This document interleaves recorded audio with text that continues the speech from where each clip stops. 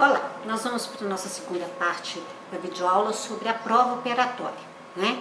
Então, eu vou contar agora a história da professora Marisa, que, estudando sobre avaliação, querendo ser uma professora melhor, estudando sobre o tema de avaliação da aprendizagem, decidiu elaborar uma prova com questões baseadas em pequenos problemas do cotidiano, em situações práticas, e as questões que ela elaborou solicitavam especificamente a aplicação de conceitos e o uso de diferentes fontes de informação, como gráficos, bulas de remédio, rótulos de produtos, e os alunos deveriam resolver os problemas auxiliados pelas informações apresentadas nas questões da prova. Então, as próprias questões da prova auxiliariam o aluno a operar sobre a questão. Então, ele não precisaria simplesmente decorar alguma questão para falar na prova. Então, a proposta era tentar desafiar as crianças no uso dos saberes escolares como saberes significativos para as vivências diárias. Então, no dia seguinte, na aplicação das provas, os alunos estranharam, mas fizeram umas questões com bastante envolvimento.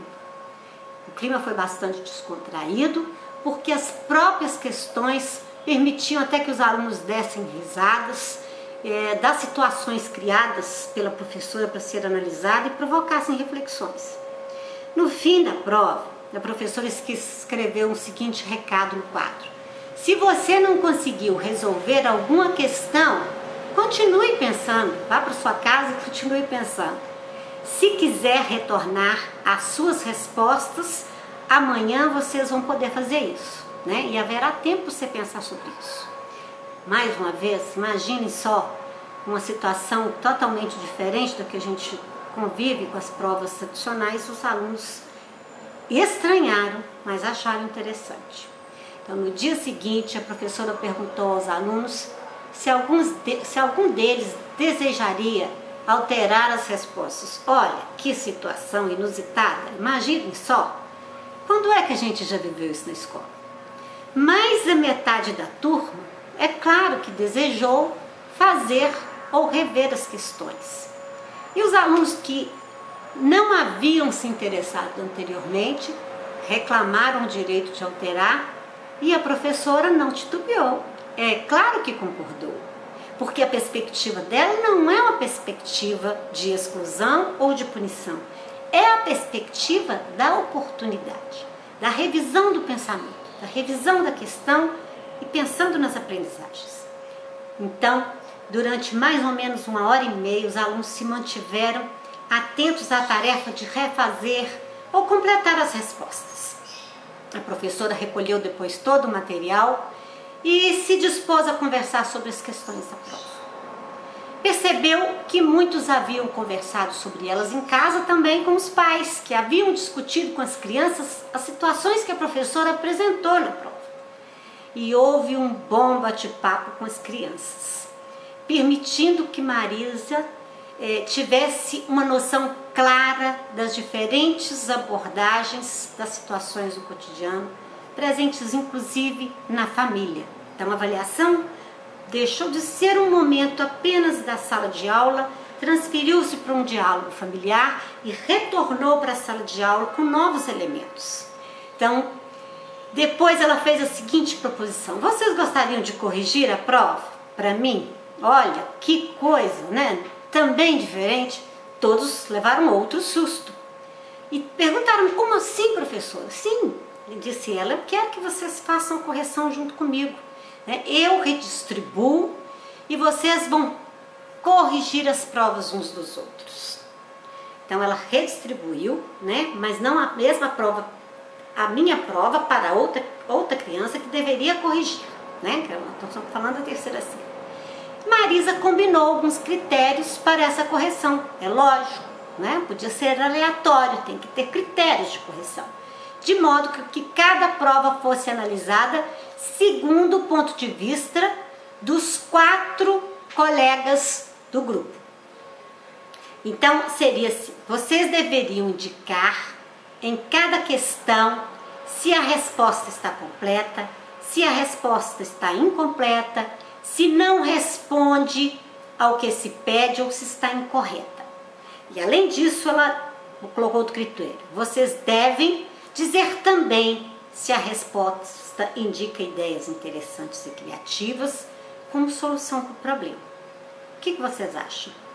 Os alunos adoraram a ideia e os grupos de 4 foram formados para a correção da prova. E no fim dessa tarefa, a professora novamente retornou para o grande grupo para que discutissem a atividade. E os alunos quiseram distribuir os pontos. Claro, a professora foi dando abertura, eles quiseram participar até o processo final. E Marisa combinou que deveriam discutir um formato único, pois caso contrário, haveria injustiças. Então eles decidiram que contariam quantas respostas completas, quantas incompletas, quantas criativas e quantas estavam fora do pedido. E o resultado seria apresentado num grande quadro a ser fixado no painel da sala. Olha, que coisa mais interessante e bem diferente daquilo que a gente conhece. Muitas vezes a gente conhece essa forma de correção em que o professor distribui para que o aluno corrija, mas até chegar a um quadro de discutir critérios, se montar um quadro com os alunos, a gente não tem sempre esse processo completo. Então a gente pode pensar qual foi o objetivo da professora ao elaborar e realizar uma prova dessa maneira. Então ela considera que a formação do aluno é um todo, né? A formação do aluno deve ser em todos os sentidos e ela utiliza a prova como um recurso dos estudos de aprendizagem e sabe que essas situações, problema, produzem mais aprendizagem, estimulam o aluno a participar, assim como permite dividir com ele a responsabilidade do processo. Você não fica só na responsabilidade da professora pensar como entender a resposta do aluno, mas solicita dele que ele repense por si mesmo como ele respondeu, se respondeu correto. Então nós temos o princípio da autoavaliação colocado aí. Que ganhos pedagógicos essa experiência apresenta, né? Ela apresenta um modo de uma relação professor-aluno, né? Um clima favorável para a aprendizagem.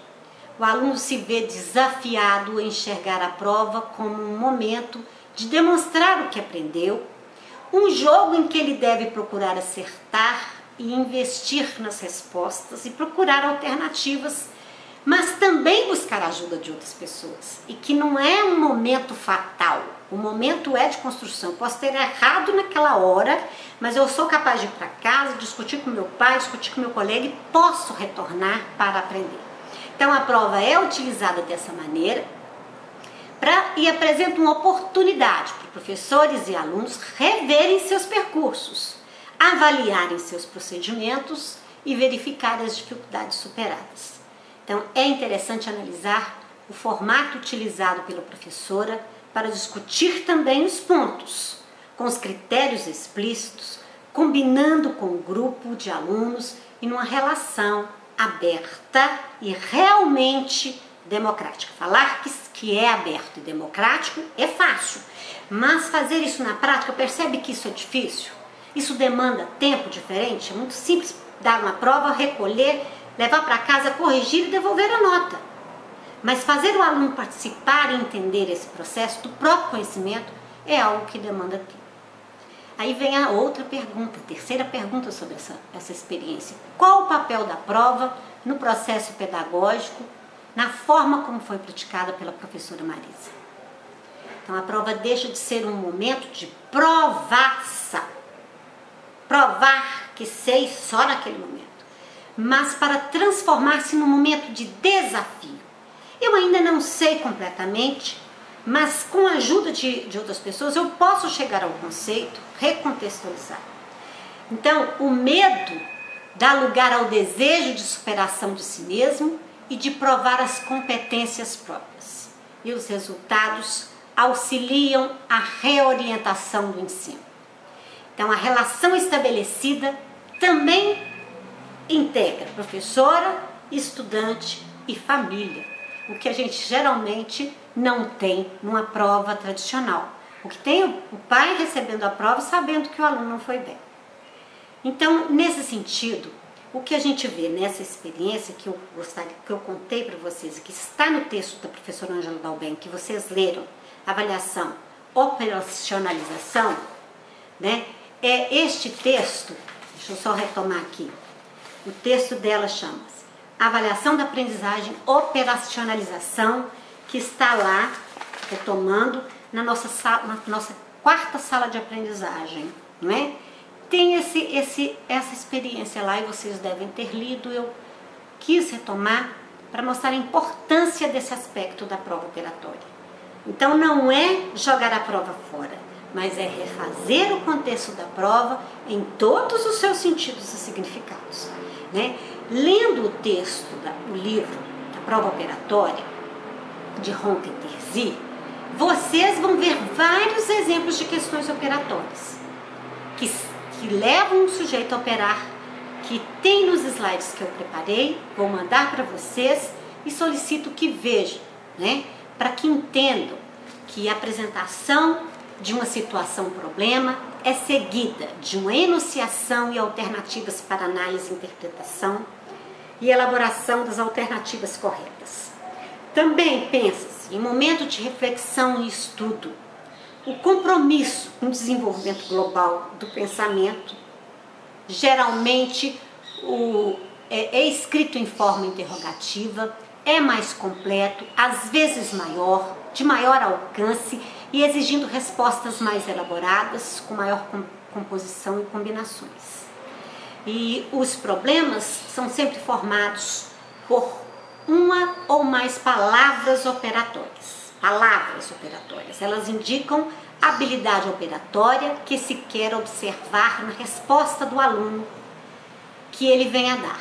Então, analise, classifique, imagine, suponha, explique, reescreva, descreva, substitua, relacione, sintetize, entre outras questões, né? Então, estes problemas têm que ter uma relação direta e explícita com o conteúdo.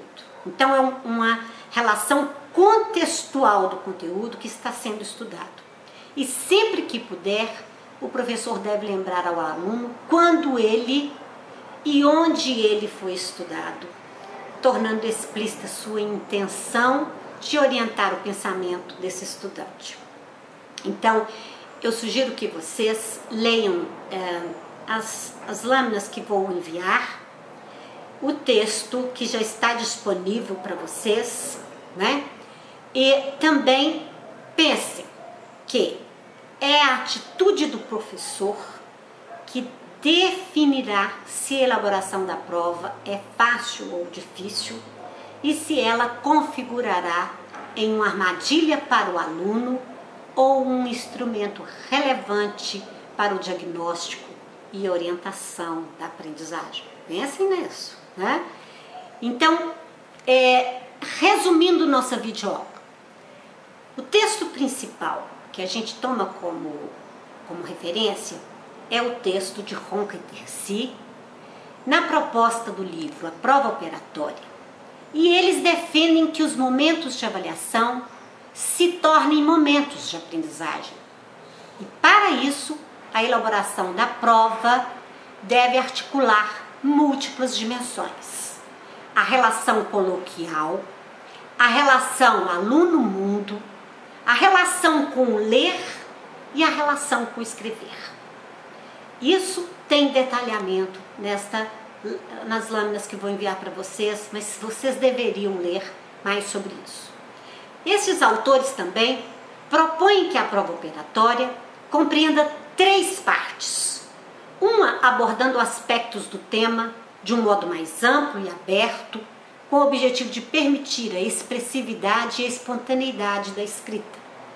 A outra propiciando o estabelecimento de elos entre a expressividade geral e a resolução de problemas mais específicos, abordando aspectos fatos, dados específicos relativos ao assunto. E por fim, a apresentação para resolução de situações, problemas que envolvem o tema.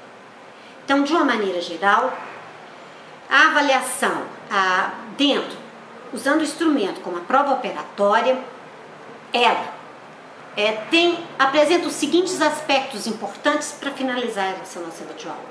O compromisso em estimular as diversas operações mentais, as múltiplas operações mentais que efetivam o desafio do conhecimento, o conhecimento que emerge numa intensa troca afetiva e a autoimagem do professor como líder do grupo, capaz de movimentar essas estruturas, fazer-se democrático, fazer-se coparticipativo, fazer os alunos participarem.